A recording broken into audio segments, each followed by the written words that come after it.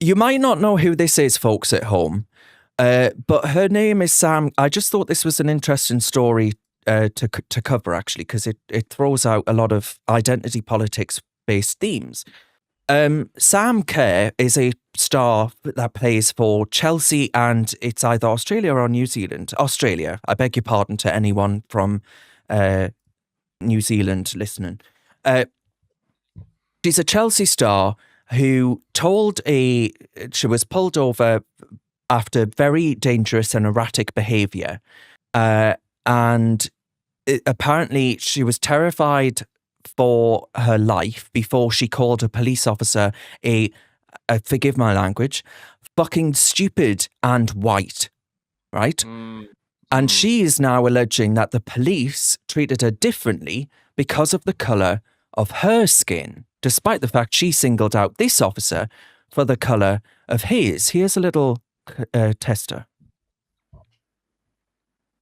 Right. Did you stay on the phone long enough to even speak to someone? That's the thing. On us. Okay, but they wouldn't do that though. Oh my God, they wouldn't do that. You should have spoken to the. You guys are fucking stupid and white. Honestly, you guys are fucking stupid and white. Okay. I'm looking you in the eyes. Why are you I'm bringing looking you in racism the to eyes. this? Like, that's fucking stupid.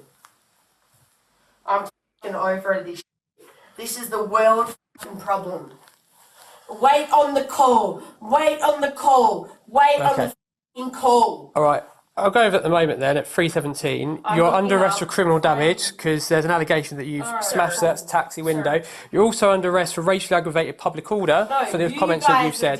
So the reason that's fine. So a taxi smashed up, right? So allegation there of criminal damage and a harassment under the Public Order Act of 1986. The offence carries a maximum sentence of 6 months to 2 years imprisonment. Now, this is clearly just a deflection because Kerr's father is of Indian heritage and was born in Calcutta, but it was noted in court that she identifies as white Anglo-Indian. I mean, the identity politics of this woman is pretty phenomenal. I think she's ticking loads of boxes, and now she's utilising that box ticking to actually, to try and get away from get herself out of trouble. But you see what I mean on this, right? She's a female football player. She's sat there with her lass. She's just pointed out this fella has white skin. If that was a Premier League football player, a male Premier League football player who was, let's say, Jordan Henderson, or let's say whoever, I would pick the lad from Sunderland, wouldn't I? Suspicious. Jordan Henderson had smashed up a taxi, and then he said to a black police officer, "You are stupid and black." Can you imagine? There would be media condemnation like you wouldn't believe. She wouldn't be getting her side of the story told. It would be complete condemnation, an open and shut case like that. So I just see this as the crux of identity politics. I really do. I thought it was interesting, but yeah, go ahead, Chloe. Well done to the Times for covering this, but I'll be honest, Darren, this is the first time that I have seen this story. As you say, if it were the other way around and you switched up the skin colours, I would have known all about it, and it would have been the top of every single newspaper, and it would be considered extremely racist. And well done to the police officer there for actually calling out the fact that what she had said was racist. But yeah, it just seems like in society, one type of racism is allowed and another is not. And that is just absolutely not right. Clearly, you can see the way that she is behaving there. She is clearly in a very deranged state and I can understand. Actually. And so I can understand why she was arrested, but I'm sure she will try to make it out that she was only arrested because of her skin colour, and it's absolutely not an excuse. Connie, where are you at on this? Because you've been brought up in this world that is exclusively focused on not what you can offer the world, but in what actually you present to the world. And I wonder, is this Sam Kerr? She sounds like a horrible piece of poo, actually. And that's not me being racist. Before someone clips that up and says, "Oh, he's talking about the color of her skin." I'm not. Her attitude stinks of shit. And actually, I would say that this is just the culmination of a victim hierarchy of rights.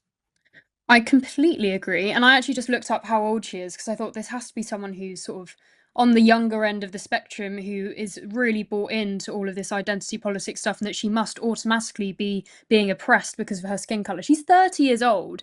I think that's almost a bit, I don't know. I think, yeah. But actually, last week I went to a meeting that was put on by Leeds Student Union and local councillors, and Alex Sobel, the Labour MP for Leeds Central and Headingley, came, and one discussion we had was about safety and about the fact that the student area in Hyde Park, it has some of the highest burglary rates in the country, and they were saying, would police presence make you feel safer? And one of the first responses from a student was, well, the police sometimes treat people, the way that they treat people of minorities, I don't know whether students really trust the police. And that wasn't just about other students, but she felt that way as well. And she was she's Canadian, but looks white. I think she had mixed heritage, but she's come from Canada. And yeah, it was just to hear that response when I'm living in an area where she was telling a story about how a man broke into her house and himself was covered in blood. Yet she's more concerned to treat people of minorities and the fact that her herself has experienced a horrible crime. And yeah, it's just a clear example of this idea being drilled into people. But I'm surprised. Clearly she was in a distressed state and was clutching at straws. But I was surprised at her age and her doing this because this seems like something that she's just a brat, an entitled brat. Yeah. Simon says I love saying that, by the way. I'm never going to get bored of that. Simon says she was in a taxi and vomited in the back due to intoxication and refused to pay for the cleaning. And Stephen says, Stephen is never wrong, by the way. Stephen says, identity politics is an evil of the modern West. I agree with that. But Alex, do you agree with me that actually this does just come to highlight that actually, people think that your identity is like a Monopoly get out of jail free card? Yeah. And do you know what shocks me the most about this story is that she sat there in a police station and made racist comments. She felt she could. This is how. Exactly, Darren. She felt that she could say that. She felt that that was okay. They are taught. You are almost taught these days. This younger generation. I'm 34 basically, but it's been allowed that you can say anything about white people that you want. That white people are evil. That you can't be racist against white people. This has been allowed to fester in our countries across the West. It's mind-blowing stuff. Mind-blowing. To say that you can't be racist towards white people, that's why she felt she could probably say that in a police station. And I bet you her defense will be, well, I don't think you can be racist towards white people. And that's my opinion. Guaranteed. Well done to that police officer. I once gave my mum a lecture in lockdown about how racism was only possible from one side. I really did believe that you couldn't be racist to white people. People do. People genuinely do believe that. People do. Paul, I believe me, people in South Africa don't believe that, when they're getting their white farms burnt down and massacred. But Paul says she is talking about Sam Kerr. She is one of the best female players in the world on the pitch, but obviously an arrogant little shit off of the pitch. But yes, my point is, so Paul, despite her talent, she thinks that actually she has license to use white as a pejorative. And that's deeply troubling to me. Alex? Can I just... Yeah, I was just came to my mind. All of those campaigns in football these days, just stamp out racism. Yes. Are they going to be taking a stance on her for this? Are the FA going to come down on her for this and go, we don't accept racism in our institution. I don't think I've course heard they a single word. I don't think I've heard a word Oh, from they'll them. probably come out on her side. They'll Yeah. probably Yeah. come out on Yeah, her she side was saying right. the police officers were racist. Wouldn't surprise me, Chloe. This is the thing. And if she doesn't get punishment, if it was a white I think female or male football player that said the same thing but replaced it with black, brown, or whatever you want, they'd be kicked out of the sport. They'd be done. That'll Yeah. be it. Career over. And if she's not getting the same justice, then I'm sorry that you've got 2-tier justice in the football leagues as well.